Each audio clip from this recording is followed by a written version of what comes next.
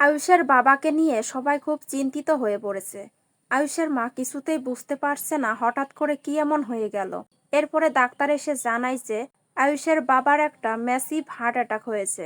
ইন্দ্রাণী গাঙ্গুলি খুবই চিন্তায় পড়ে যায়। ডাক্তার এটাও বলে যে ওনার সঙ্গে যেটা হয়েছে সেটা ওনার শারীরিক কোনো সমস্যা নয়, এটা মানসিক সমস্যা। হয়তোবা উনি হঠাৎ করে কোনো মানসিক চাপ পেয়েছে, যার কারণে এমনটা হয়েছে। এদিকে দেখা যায় কুসুম আর তার বাবা বাড়িতে রয়েছে। দীপালিও তাদের বাড়িতে এসেছে। কুসুম তার বাবাকে বলে সে আয়ুষের বাবাকে দেখতে যাবে। কুসুমের বাবা তাকে যাওয়ার পারমিশন দিয়ে দেয়। কুসুম যাওয়ার সময় তার হাতে থেকে শাখাবলা খুলছে দেখে তার বাবা বলে, কি রে, তোর তো মাত্রই বিয়ে হয়েছে, এর মধ্যে শাখাবলা খুলছিস কেন?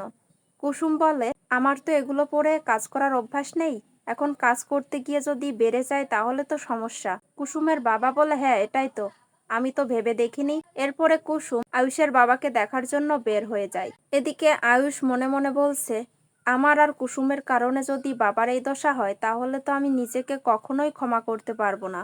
এদিকে ইন্দ্রাণী গাঙ্গুলি সবাইকে জানায় যে রাজের সঙ্গে হয়তো কিছু একটা ঘটেছে, আর কি ঘটেছে সেটা ওর জ্ঞান ফিরলেই আমি জানতে পারবো। রাজ আশা করি আমাকে বলবে।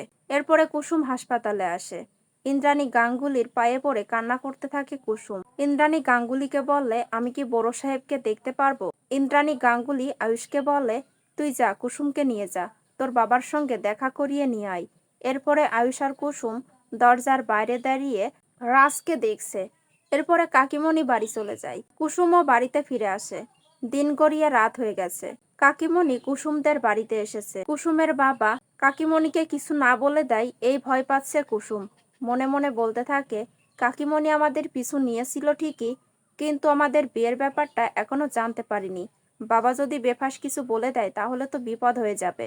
এদিকে কুসুমের বাবা মনে মনে বলছে, বাড়িতে বড় সাহেব অসুস্থ, এর মধ্যে যদি আমি বিয়ের নিয়ম কানুনের কথা বলি তাহলে ওনারা আমাকে কি ভাববে। আগে বড় সাহেব সুস্থ হয়ে আসুক, তারপরে এগুলো দেখা যাবে। কাকিমণি কুসুমকে খোঁচা মেরে কথা বলছে, তখন ঈশান সেখানে আসে আর ব্যাপারটা সামলে নেয়।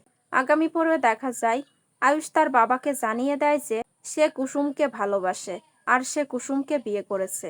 এদিকে কাকিমণি কুসুমকে কাজের লোক বলে সম্বোধন করায় শঙ্করের মনে সন্দেহ হয় যে ছোট ম্যাডাম আবার কুসুমকে কাজের লোক কেন বলছে।